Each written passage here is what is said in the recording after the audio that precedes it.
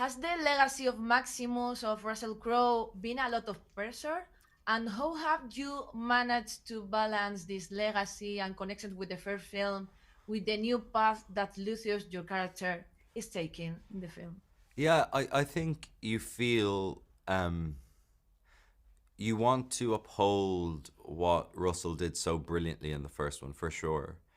But I'm very grateful that the writing isn't asking me to do the same thing that was asked of Russell in the first film.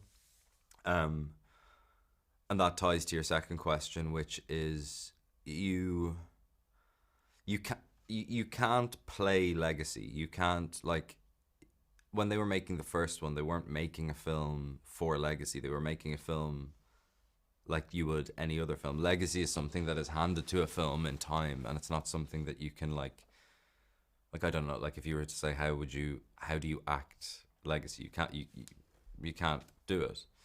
So I approached Lucius the way I would any other character, and whatever is prescribed to that down the line is for um, other people to decide.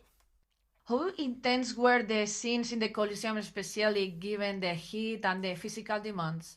Yeah, it was like definitely one of the most intense, definitely the most physically intense shoot. We shot it in the height of summer. It's definitely, I feel like, the hottest my body has ever been. I felt like I was going to explode. But yeah, you don't really have time to think. You just know that, like, Ridley wants to shoot today, so you're going to go and you're going to spend a lot of the day throwing ice down your back and drinking as much water as possible. On the internet, it is said that many men believe they could win a fight against almost any animal, like a bear or a lion. Do you People on the think you internet think could? that. Do Yeah, they? in internet, very men believe that this is possible. Men are Do you famously think? stupid to believe that they could fight a bear. I think statistically, people who've tried to fight a bear, I'm sure, wouldn't be successful. Yeah. Yeah, and do you think you could actually defeat a wild animal like this man, or is only Lucius capable of that feat?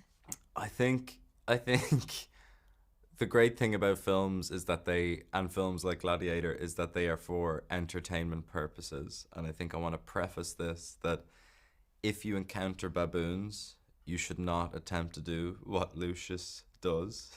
You should run as quickly as you can in the opposite direction.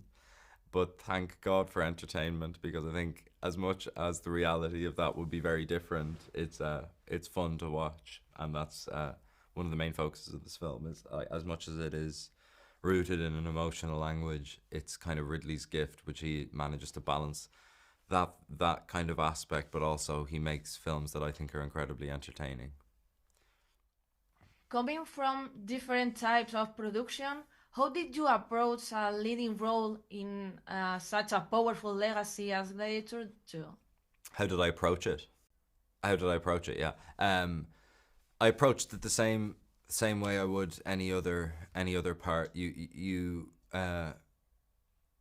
do your preparation on the script, and you do your preparation physically on the character, and then you develop a relationship with the director, and you go to work. But again,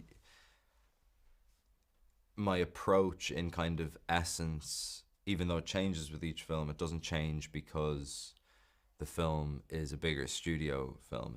The kind of process stays the same. And how was the synergy of working together with Ridley Scott, a seasoned director with an actor with less experience in large production like Gladiator 2? Yeah, Ridley was just excellent with me. Like, I never felt like I had to win him over. I think he put a huge amount of trust in me from the start, and I'm so grateful for that, because it meant that we didn't waste any time with him kind of figuring out whether he trusted me with it or not. We kind of got to work straight away, and I'm really just very grateful for that.